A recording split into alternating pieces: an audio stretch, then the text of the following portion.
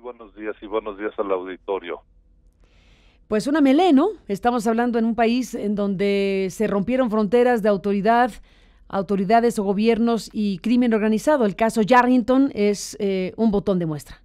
Pues sí, mira, yo creo que es importante que el auditorio tenga presente o recuerde un poco cómo se ha dado la relación entre el narcotráfico, el crimen organizado dedicado al narcotráfico y el Estado mexicano. En la época en que Tomás Yarrington fue gobernador de 1998 a 2004, es una época en la que estaban, digamos, organizándose y expandiéndose las grandes organizaciones del narcotráfico que dominaron esta actividad en los últimos 25 años. O sea, una de ellas, de esas organizaciones, era el Cártel del Golfo, que tenía el control de toda la parte este del territorio: Tamaulipas, Veracruz, Tabasco, Campeche, hasta Chiapas. Y es un cártel que en 1998 tenía escasos 10 años de estar operando, pero que lo hacían bajo una modalidad de relación en donde, a diferencia de lo que ocurrió antes de 1990, en donde el Estado de alguna manera controlaba todo el negocio del narcotráfico y le imponía reglas a las organizaciones, a partir de 1990 las organizaciones regionales, entre ellas las del Golfo, tenían pactos regionales, no el gran pacto nacional que hubo antes con la Corporación de Sinaloa, sino que ya cada organización del Golfo controlaba esos territorios y lo obligaban a pactar con los gobernadores donde operaban. Igual el cártel de Tijuana en Baja California o el de Ciudad Juárez en Chihuahua. Y estos pactos que se organizaban regionalmente suponían básicamente una relación en la que la parte débil era el Estado y la parte fuerte era la organización del narco. Mm. ¿Por qué? Porque los gobernadores no tenían policías confiables que los defendieran frente a la famosa ley de la plata o el plomo, que era el esquema bajo el cual se organizaban las relaciones entre el narco y los políticos: o aceptas dinero o te meto plomo. Entonces, cuando te amenazan de esa manera, si tú no tienes quien te defienda, pues entonces aceptas las condiciones del narco. Entonces, era muy común que en los finales de los años 90 los carteles del narcotráfico establecieran este tipo de relaciones con los gobernadores, en donde el gobernador, una de dos, en el mejor de los casos, se hacía de la vista gorda y los dejaba operar, o en el peor de los casos se volvía parte del negocio. Entonces tenía una actividad mucho más proactiva en favor de la organización criminal. Entonces es en ese contexto en que llega Tomás Yarrington a gobernar Tamaulipas en 1998, cuando en el cártel del Golfo acababa de asumir el control Ociel Cárdenas. Hay que recordar un poco la historia del cártel del Golfo. El Golfo nace a finales de los 80 y el primer dirigente de esa organización fue Juan García Ábrego. Juan García Ábrego es el primer líder de esa organización, y la hace una organización muy poderosa en la época de 1988 a 1996. En enero de 1996 es detenido. Entonces fue la época del sexenio de Carlos Salinas, en la que el cártel del Golfo estaba protegido cuando nace, a principios de los 90, de finales de los 80 y principios de los 90, con la protección de varios comandantes de la Procuraduría General de la República, entre ellos Guillermo González Calderoni, y se expande mucho en el gobierno del Carlos Salinas. Cuando entra Cedillo, en un año o sea, Zedillo entra en diciembre de 94 y en enero de 96, 12 meses, 14 meses después, detienen a Juan García Ábrego. Ujú. Y entre 96 y 98, digamos que hay un proceso de luchas internas para ver quién se quedaba con el control de esa organización. De hecho, duró tanto tiempo descabezada la organización del Golfo, eran varios grupos que se disputaban el control, que pensaban las autoridades, tanto de Estados Unidos como de México, que ya había desaparecido su organización. Sin embargo, finalmente Osiel Cárdenas, el que le llamaban el Matamigos, después de varios conflictos y de haber asesinado a todos los lugartenientes de esa organización, asume el liderazgo del Cártel del Golfo en 1998, el mismo año en el que Tomás Yarrington asume la gubernatura. Entonces, es en ese contexto de digamos, la llegada de un nuevo líder al Cártel del Golfo, que muy probablemente que a partir de entonces se expande y fortalece mucho.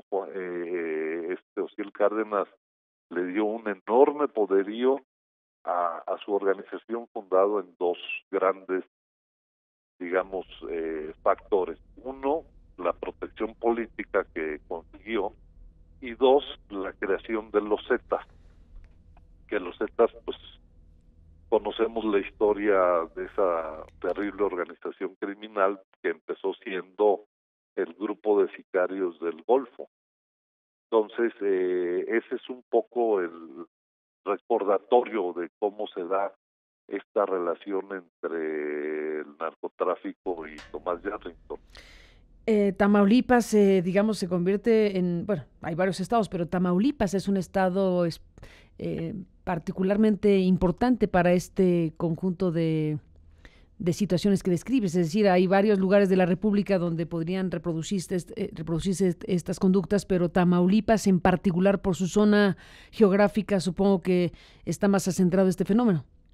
Mira, es un estado muy importante, puesto que tiene varios cruces fronterizos relevantes para pasar la droga a Estados Unidos, y Exacto. además porque pues está Laredo, Nuevo Laredo, luego está Reynosa, luego está Matamoros, y en medio por ahí está Miguel Alemán. O sea, tiene muchos cruces con Texas, y desde Texas pues es todo el abastecimiento a la parte este de Estados Unidos. Entonces son realmente plazas estratégicas muy importantes por las que Tamaulipas se volvió uno de los epicentros del narcotráfico en México. Uh-huh. Pero yo creo que la otra cuestión muy importante que hace que Tamaulipas tenga un papel destacado en la historia criminal de este país es por la presencia de los Zetas. Los Zetas introducen tres cambios fundamentales en el modelo criminal en México. El primero es que todos los carteles siempre han tenido su equipo de matones, de sicarios, para eventualmente los conflictos internos de una organización. Por ejemplo, si dentro de una organización alguien quiere pasar de listo y presionar al líder, o no hace lo que debe de hacer, o se roba un poco de droga, etcétera, pues los sicarios de la organización ejercen la disciplina y el control y eliminan a los traidores, ¿no? Pero también los sicarios, pues de alguna manera operan para defender a la organización de ataques.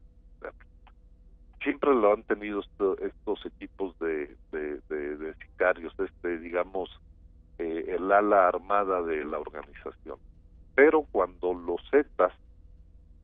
cuando el Golfo empieza a crecer con Osiel Cárdenas, él crea los Zetas con gente de élite del ejército mexicano, desertores, traidores al ejército. Y la primera cosa que hacen estos señores, Miguel Ángel Treviño y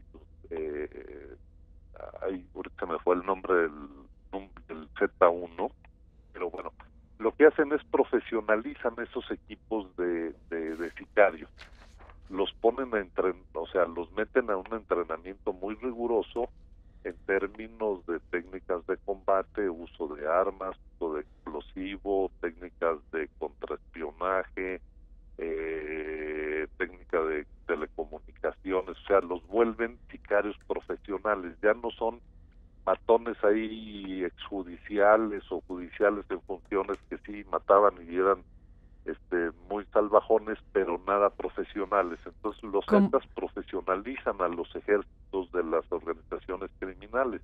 Como caiviles, ¿no? Entrenamiento caibil casi. De hecho, los Zetas contratan a los caiviles guatemaltecos para que vengan a dirigir los campos de entrenamiento en Tamaulipas. Entonces son gentes con una preparación digamos, de cosas terribles en términos de capacidad de infligir daño y violencia y crueldad, de poder destazar cuerpos humanos, de poder torturar, de cosas realmente espeluznantes, ¿no? Entonces los vuelven unas máquinas de matar a los sicarios. Ya no son el policía judicial que va y asesina a un traidor de la organización. Estos tipos son profesionales de la guerra, que cuando iban y buscaban a alguien y este tipo se escondía en una casa, no tenían consideración y aventaban 15, 20 granadas, derrumbaban la casa y a toda la gente que estaba adentro. Entonces, de ese tipo de cosas. Entonces, el primer fenómeno importante que introducen los Zetas, la ampliación y profesionalización de los cuerpos armados de las organizaciones criminales. Segundo, ellos son los que comienzan con la diversificación criminal de las actividades delictivas. O sea, tradicionalmente las organizaciones del narco se dedicaban fundamentalmente a producir y exportar drogas y nada más. Los Zetas empiezan con toda el área de extorsión y de secuestro y de control de otras actividades criminales, como por ejemplo toda la gente que roba hidrocarburos o que trafica indocumentados de Centroamérica o de México, y entonces controlan a las organizaciones criminales y se adueñan de otros mercados ilícitos y de otras actividades delictivas para el ingreso propio de los sicarios del cuerpo armado de la organización, porque los Zetas no eran socios del negocio, eran empleados, y entonces pues si tú ves que eres el componente de fuerza de una organización criminal que gana muchísimo dinero y no te comparten las utilidades del negocio de la droga, entonces empiezas otro tipo de actividades delictivas para tener mucho más ingreso y no solamente un salario. Entonces, donde empezaron a operar los Zetas es donde empieza la actividad de secuestro, de extorsión y de control de otras organizaciones criminales. Fue en Tamaulipas, fue en Michoacán, fue en Guerrero, fue en Veracruz, en Tabasco, etcétera. Y entonces ellos, además del negocio de la exportación de drogas, tienen toda esta rama, digamos, de la extracción de las rentas sociales, que se llama, o sea, quitarle a la gente su dinero. Ese es el segundo cambio cualitativo que aportan los Zetas. Y lo que es criminal es cuando un gobernador le da carta blanca al cártel Golfo Zetas para actuar, les da carta blanca para que secuestren y extorsionen en los niveles en que llegó a darse en Tamaulipas. En 2011, 2012, la extorsión en Tamaulipas llegaba a grados en que no solamente era darme el 10, el 20, el 30% de las utilidades de tu negocio, sino que a veces llegó al caso en que les gustaba tanto el negocio que tenían amenazados y parte de su red criminal notarios públicos a los que te obligaban a ti a ir a escriturar tu negocio a nombre de ellos. O sea, de ese nivel de extorsión estamos hablando. Se te había ido el nombre de el primer Z, Arturo Guzmán de Sena, estaba aquí revisando. Exacto. Arturo Sí, Guzmán de Sena, este miembro del ejército así mexicano es. que se enfiló con Ociel Cárdenas para armar Ujú. este grupo de los Zetas, los primeros 14 o 15 militares, exmilitares que formaron inicialmente este cuerpo de sicarios de Ociel Cárdenas, de Ociel Cárdenas Guillén, y que, como tú dices, después tomaron vida propia, digámoslo así, y que han crecido enormidades en todo el país. El otro Así día, es. en una conversación con Roberto Gil Suart en este programa, hablaba de la presencia de los Zetas en más de 20 estados de la República. Sí, ahora mira, lo que es claro es que los Zetas como tal ya no existen. O sea, porque, déjame completarte, el tercer cambio cualitativo que hicieron, ellos crearon una especie de federación de criminales locales. O sea, ellos eran el brazo armado del Golfo. En 2010 rompen con el Golfo, se matan a muerte y se separan, y quedan los Zetas. Pero los Zetas a lo largo de desde 98 hasta 2010, lo que hacían cuando llegaban a Jalapa, a Córdoba, a Villahermosa, a todas las ciudades que llegaron a controlar, San Luis Potosí, Zacatecas, todas las de Tamaulipas, etcétera, reunían a los jefes de las bandas locales de robacoches, de robacasas, en fin, los ladrones locales que no tenían nada que ver con el narco, los juntaban y les decían: ahora ustedes son parte de la estructura de los Zetas y el que no quiera hacer lo matamos. Entonces, a estas bandas de robacoches, por ponerte un ejemplo, les decían: bueno, pues la mitad de sus ingresos vienen para acá, pero los vamos a entrenar, los vamos a armar y les vamos a abrir nuevas líneas de negocios. Y entonces a los robacoches y a los robacasas y a las pandillas locales las hacían parte de la estructura de los Zetas y los ponían a extorsionar y a secuestrar.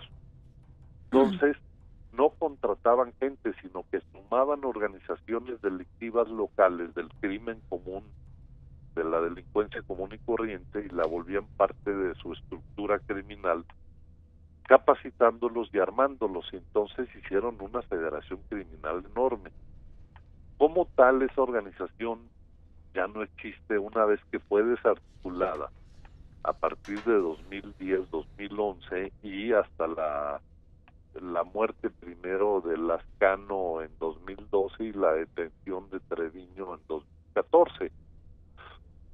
Y además los 6 jefes regionales que tenían los Zetas estaban organizados en 6 regiones, fueron también detenidos. Entonces toda la estructura de mando y operativa de los Zetas fue detenida en un plazo de 3-4 años. Y lo que queda, se fragmentó esa gran organización, esa Federación Nacional del Crimen, se fragmentó en alrededor de 40-50 bandas que operan como los nuevos Zetas y los Zetas no sé qué, o sea, pero ya bandas pequeñas, ya no aquella gran organización. Pero como son muchas y están operando en estos 20 estados, pues pareciera que persiste esa gran organización, pero ya como tal no existe.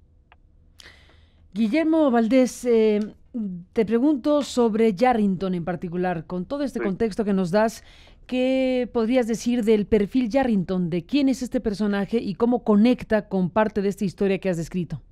Pues mira, fue gobernador en 98, 2004, y lo que sabemos, pues lo poco, es que operaba como el protector. Y los pactos normalmente digo, no han salido a la luz los detalles específicos de la relación con ellos.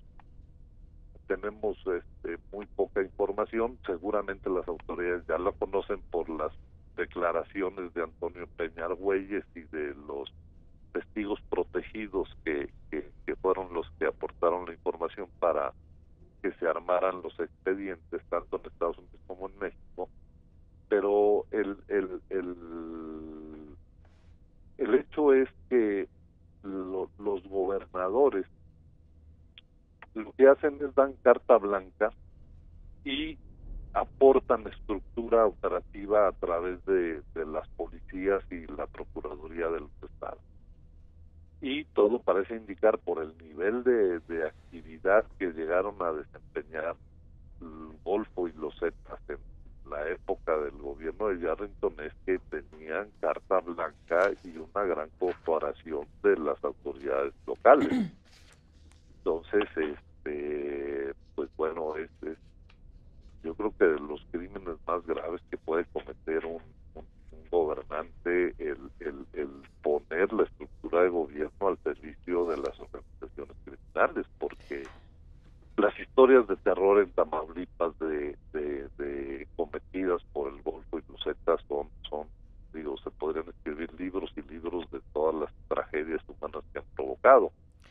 Y lo que vemos que el modo de operación es de los líderes de las organizaciones criminales de entonces, Golfo, Zetas, a través de intermediarios con el gobernador, con los presidentes municipales, con el procurador, con los secretarios de seguridad pública, pues establecían las reglas y simplemente la parte de la estructura del Estado se ponía a obedecer lo que los criminales decidían. Era una relación en la que la parte fuerte, la que ponía las reglas, era la parte criminal, y parte de este intercambio pues era beneficios en millones de dólares a los políticos.